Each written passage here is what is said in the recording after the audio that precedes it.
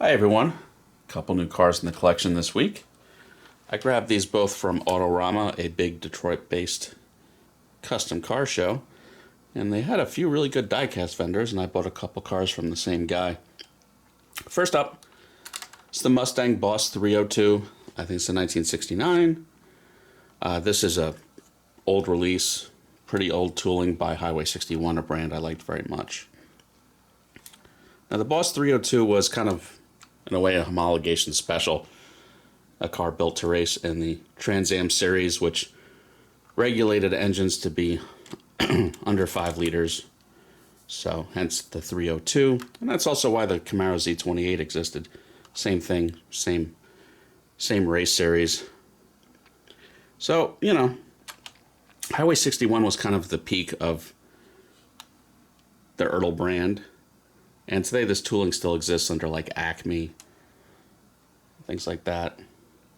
But you know, good old nice opening diecast, detailed front end. You had scale hinges.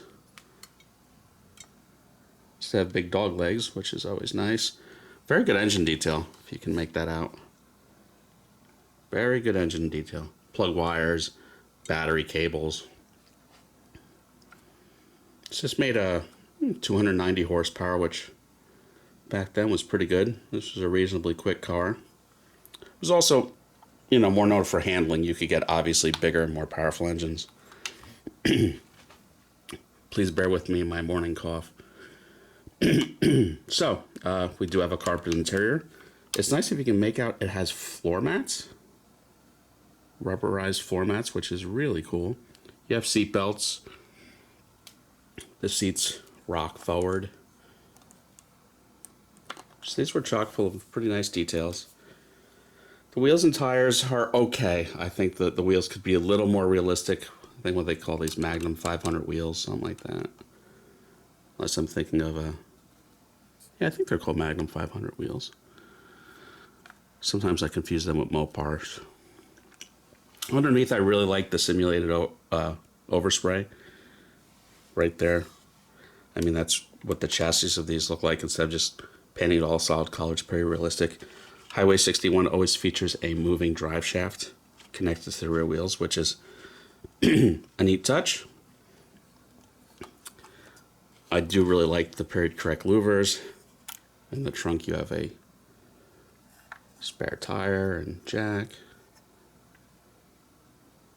Pretty neat. You do have dog legs in the rear hatch, but what can you do about that? You know, this is 20 years old. I think it would have retailed for like $59 to $79. These are now going for a couple $100 on eBay. I picked up the show for $80. At that price, I'm not mad at it. You know, it came missing a little bit of chrome on the front bumper. I touched it up with what was said to be chrome paint, but it obviously does not match very well. It's silver. Someone's got to make a better chrome paint than that, but other than that, it's pretty good. Packaging for Highway 61 was always kind of elaborate. Has this kind of tube-shaped window box with a simulated chrome plastic base insert, and usually came with a cloth and a crevice tool.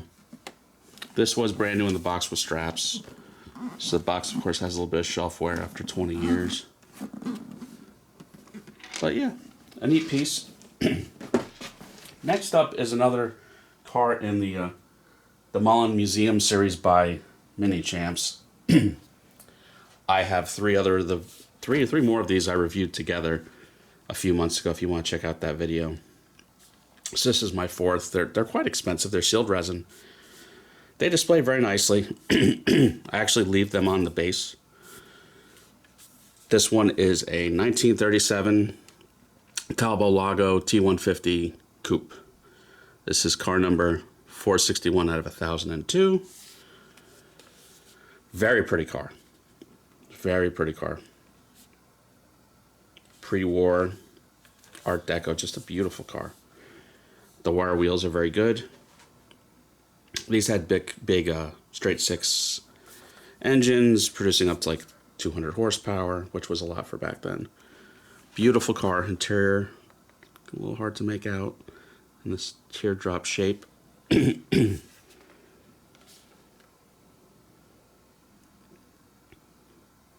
I mean, again, beautiful resin car. Retail on these is between like $300 and $350. I just think that's a bit much. The guy accepted, I think, $125 at the show. So at that price, I'm not mad at it. And it'll display very nice with the other three.